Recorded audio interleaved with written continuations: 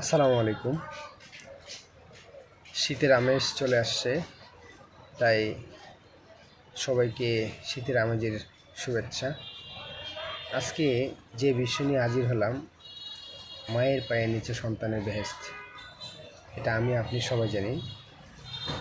কয়েকটি বিষয় নিয়ে আপনাদের সামনে হাজির হলাম।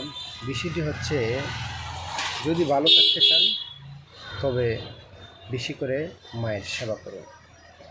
যদি বিপদমুক্ত থাকতে চান, যেখানে যান মাকে বলে যান।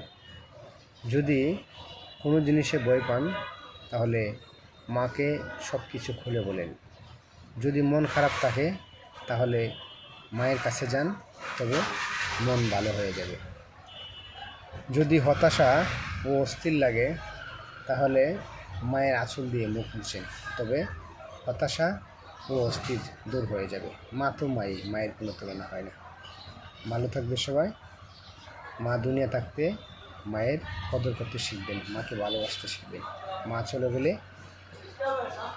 এই পৃথিবীতে কোথাও মায়ের মতো ভালোবাসা আর পাবেন না। সময় থাকতে মাকে মূল্যায়ন করবেন। ভালো থাকবেন সবাই। আসসালামু আলাইকুম।